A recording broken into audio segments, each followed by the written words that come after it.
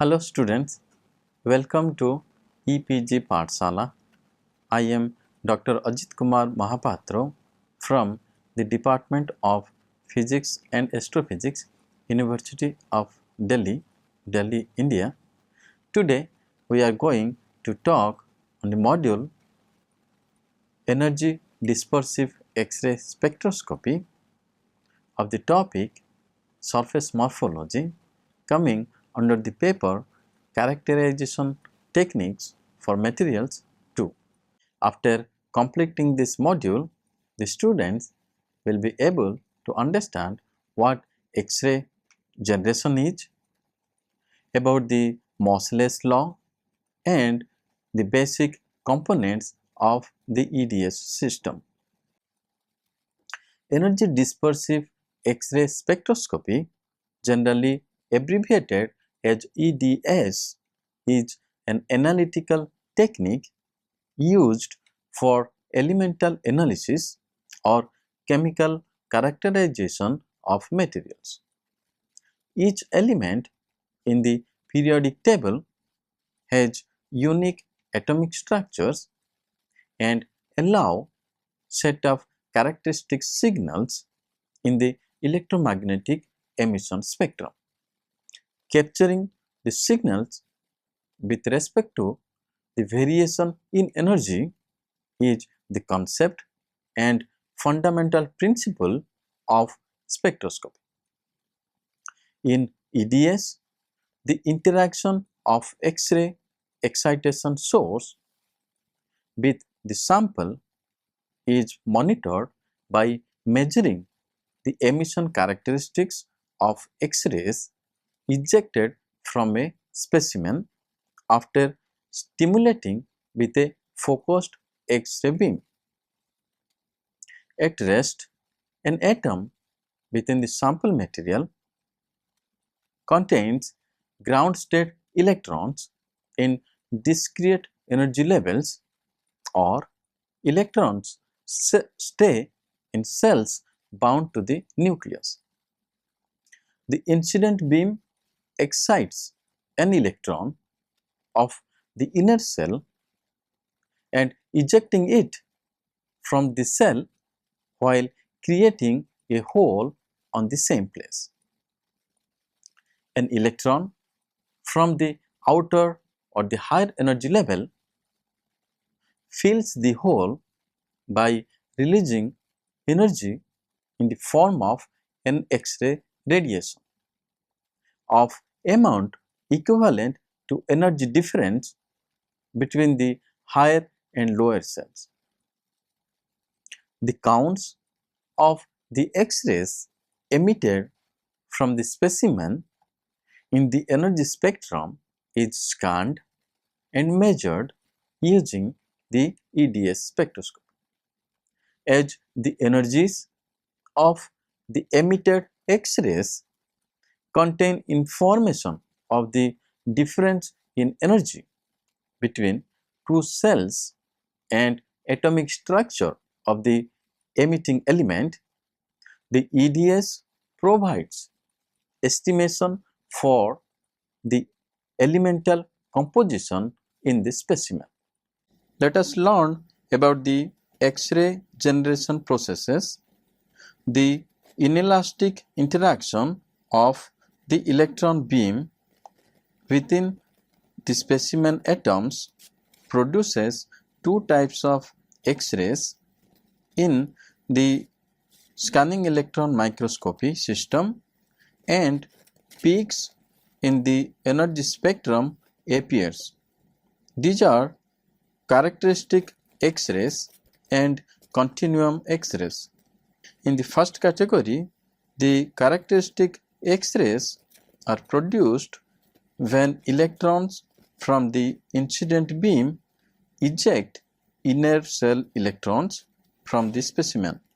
The characteristic X-rays are identified as peaks on a background of continuum X-rays. The second type is continuum X-rays. These are produced when the electrons of the incident beam interact with nucleus of the specimen atoms. Figure 1 indicates the EDS spectra for the characteristics and continuum X-rays. The production of characteristics X-rays. The electrons of the incident high energy beam, denoted as E0, create a hole in the inner shell of the specimen atom, loses the energy E by transferring it to the ejected electron. An electron from the outer shell subsequently fills this hole in the inner shell. The energy difference between the inner shell electron and the outer shell electron is emitted as a characteristics X-ray quantum as shown in figure 2. Characteristic X-ray nomenclatures. The X-ray lines are named using a capital Roman letter indicating the cell containing the inner vacancy K, L, M or N with a Greek letter to specify the group corresponding to the line, that is alpha, beta, etc., and a number to denote the intensity of the line within the group, that is 1, 2, 3, etc. The characteristic X-ray lines are nomenclatured in accordance with the cell where the vacancy is created by the ejected electrons and the cell from which an electron migrates to fill the vacancy created in the inner shell. The schematic of the characteristic X-ray lines are represented in figure 3. For example, if the initial vacancy occurs in the case cell and the vacancy of the filling electron migrates from the adjacent cell L, the X-ray is said to be emission of K alpha line. If the electron migrates from the M cell to cell away, the emitted X-ray is a K beta ray.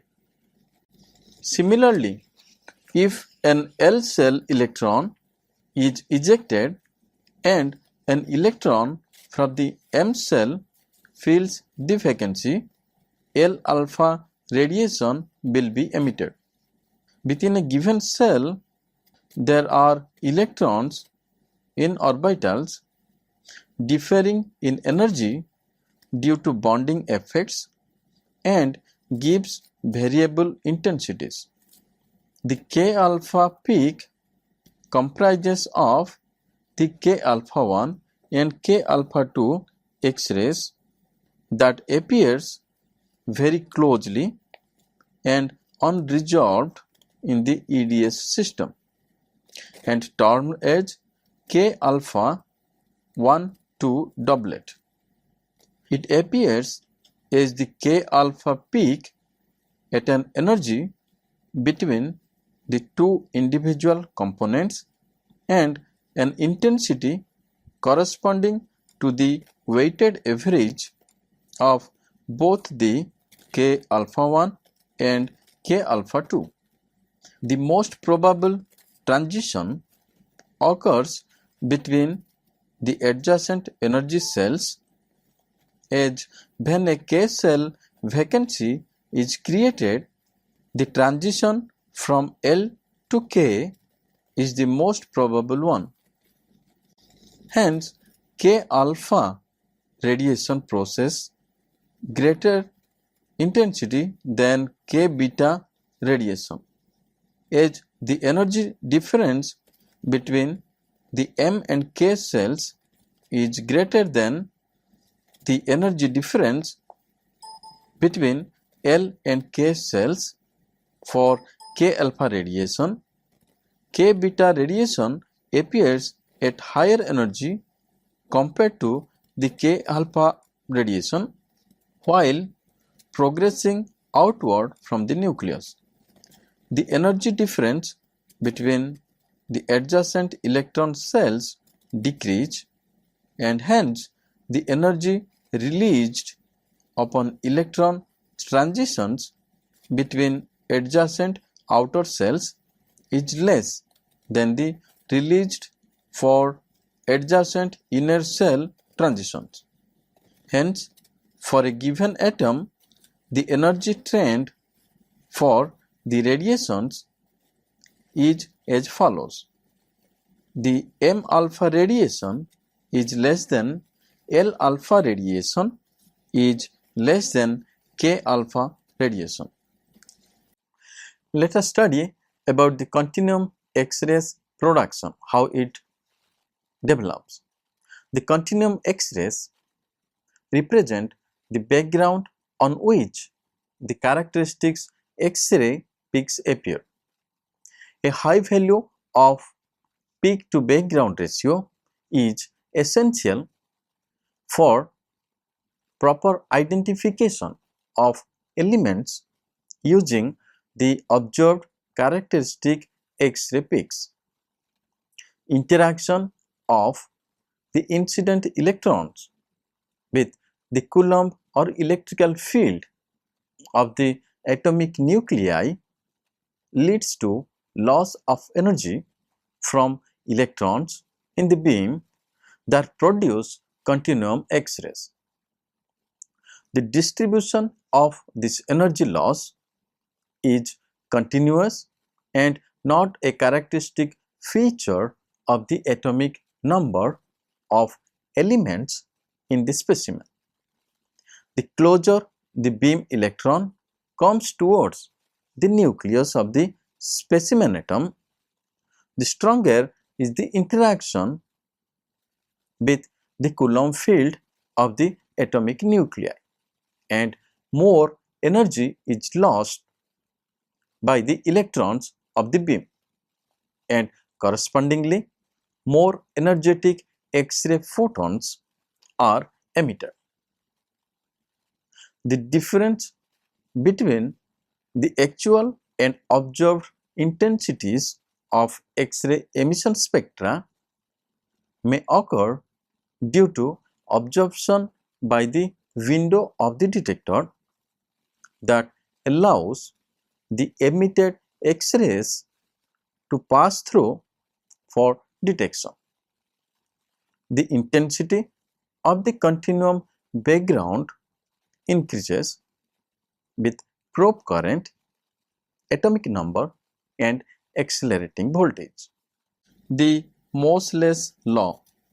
The energies of the characteristic radiation for a given series of lines vary monotonically with the atomic number Z and is given by the Moseley's law as E is equal to C1 times Z minus C2 square, where E is the energy of the emission line for a given X-ray series, that is K alpha, Z is the atomic number of the emitter, and C1 and C2 are constants.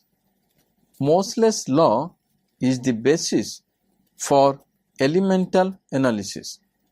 With the energy of a given K, L or M line, the atomic number of the element producing that line can be determined. The X-rays of K, L and M series are having increased energy values for higher atomic number elements as shown in figure 4.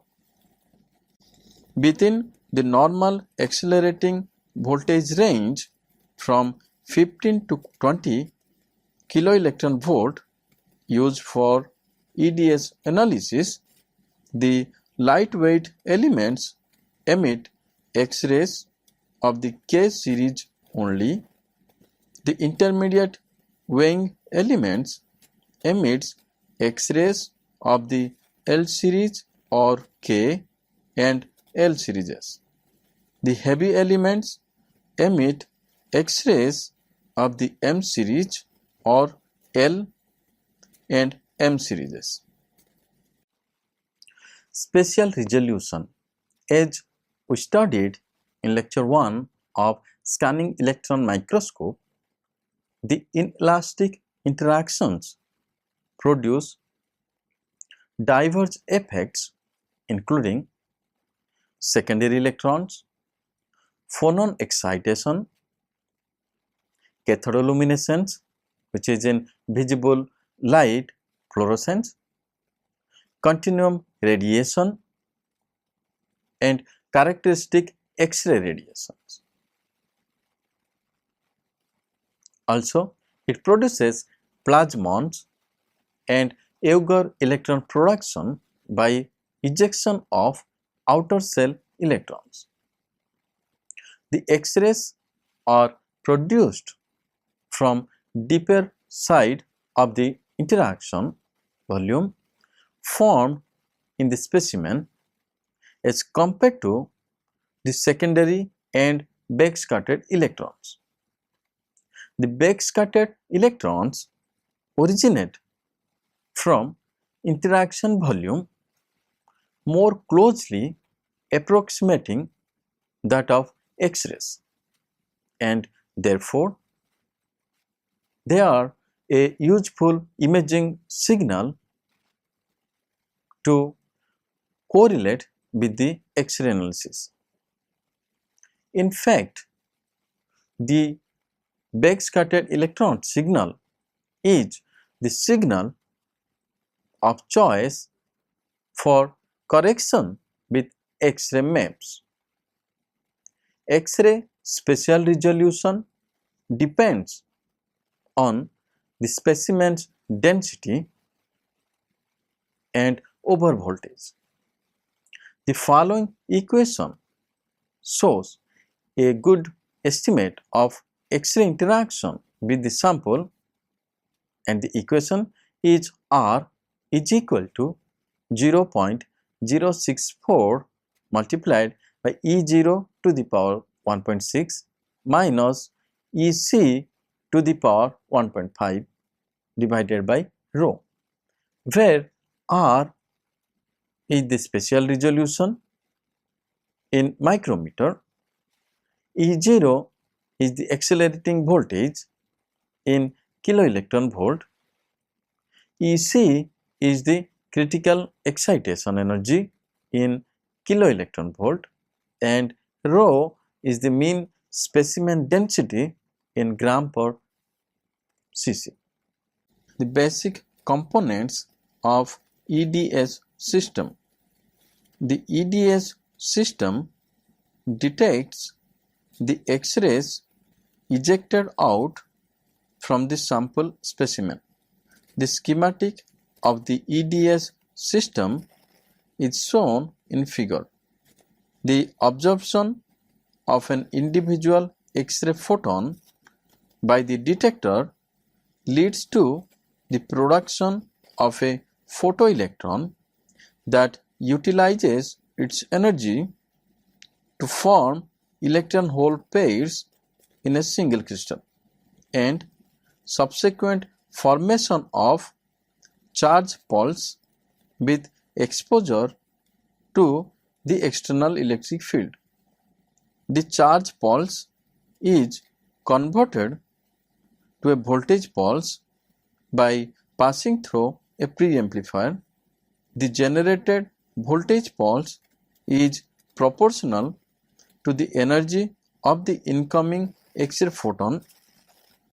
The signal is further amplified and shaped by a linear amplifier called pulse processor and passed onto a multi-channel analyzer, where the data is displayed as a histogram of intensity versus voltage.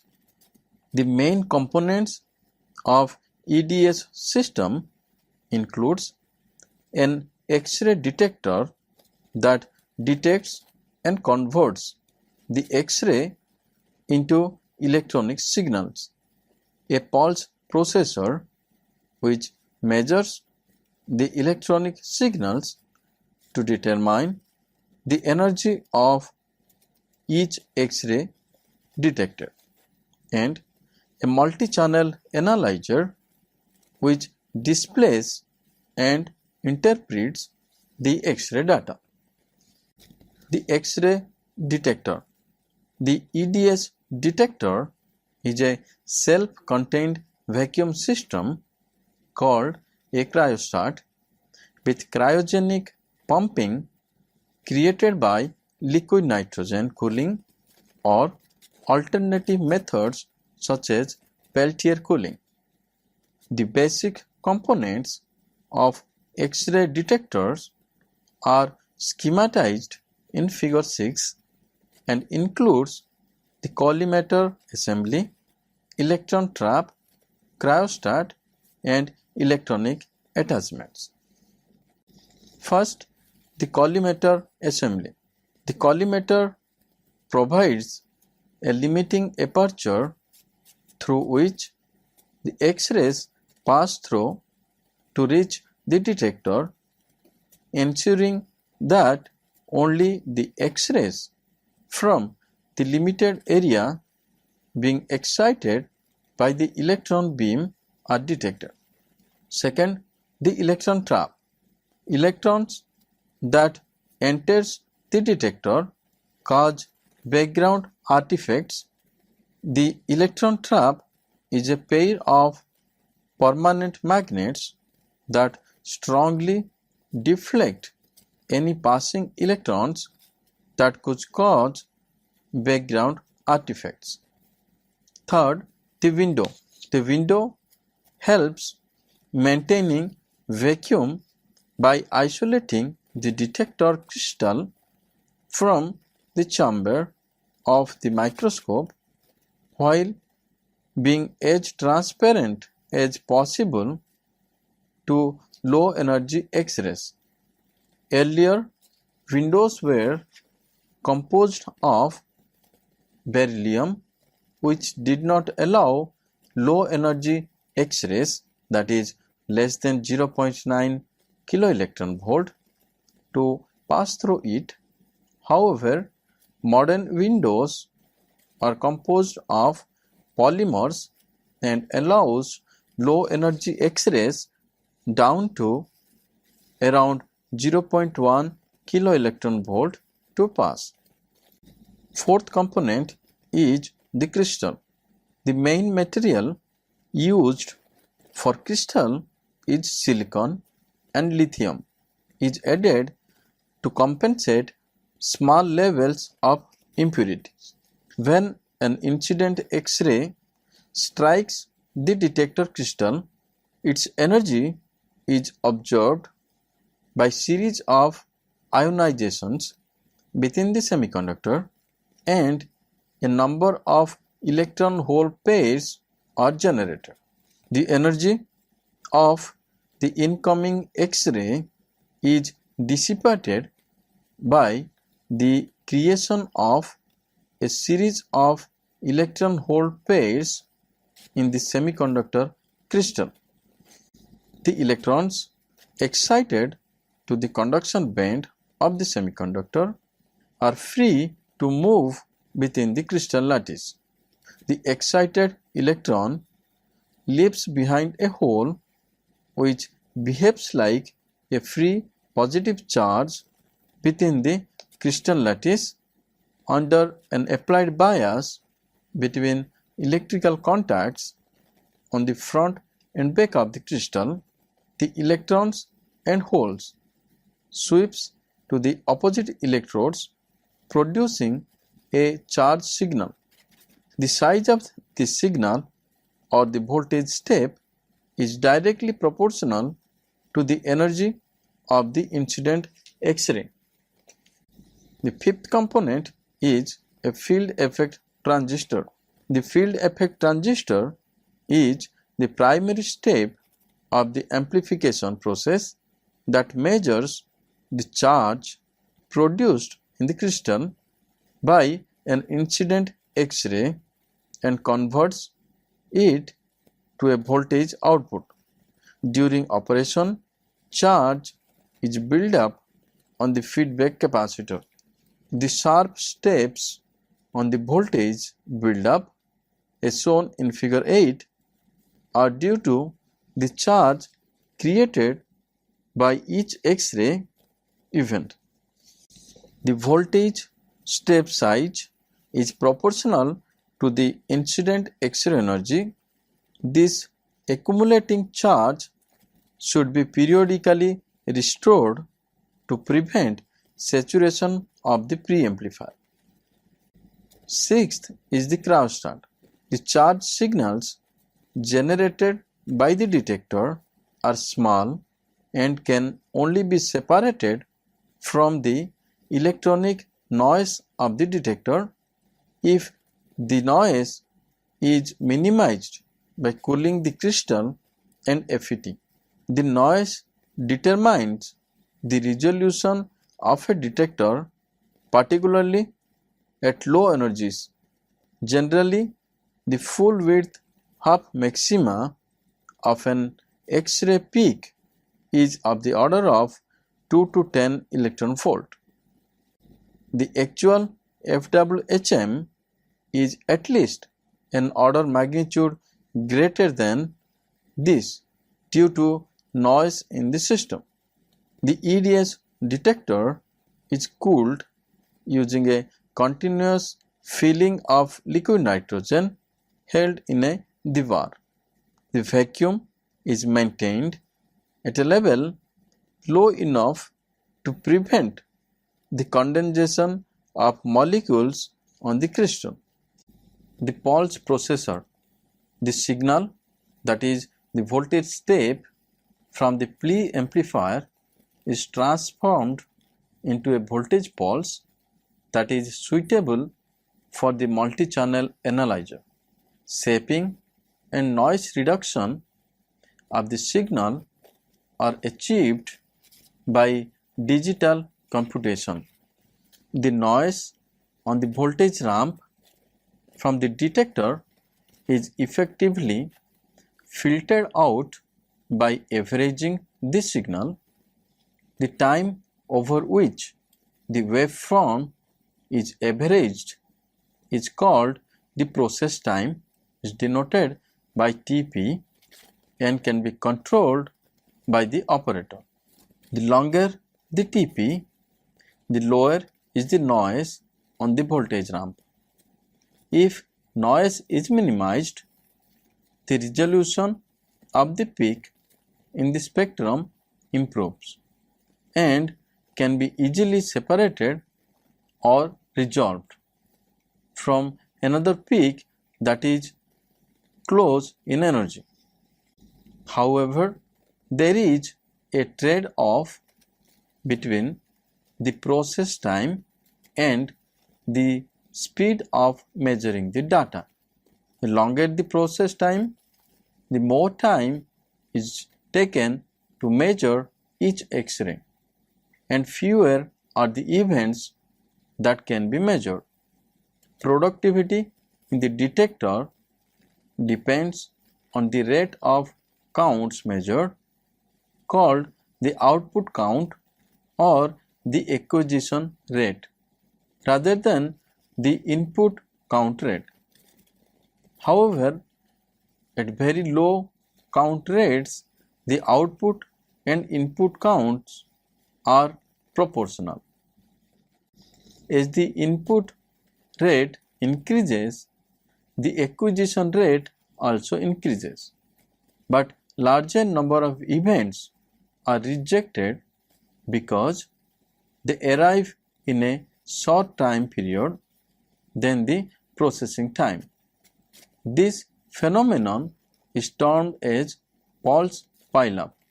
If input rates increase sufficiently, the proportion rejected will exceed the increase in measured events, and the acquisition rate will start to decrease with further increases in input rate. This situation is most dramatic for the longer process time. Now let us study about the multi-channel analyzer, abbreviated as MCA. The MCA takes the data from the pulse processor and displays it as a histogram of intensity or number of counts versus voltage. The voltage range displayed on the x-axis is divided into a number, either 1024 or 2048, etc., of channels, each corresponding to a given energy range, for example 5280 to 5300 electron volt. The MCA takes the peak height of each voltage pulse, converts it into digital value and puts it into the appropriate channel. Thus, a count is registered at that energy level. So, students, let's summarize what we have learned in this module. An EDS spectrum is essentially a histogram of the number of X-rays measured at each energy. In the EDS system, the energy of the incoming X-ray is dissipated by the creation of a series of electron hole pairs in the semiconductor crystal. The electron hole pairs are swept away by an applied bias to form a charged pulse, which is further converted to a voltage pulse by a preamplifier. The signal is further amplified and shaped by a linear amplifier or a pulse processor and passed onto a multi-channel analyzer, where the data is displayed as a histogram of intensity versus voltage. Thank you.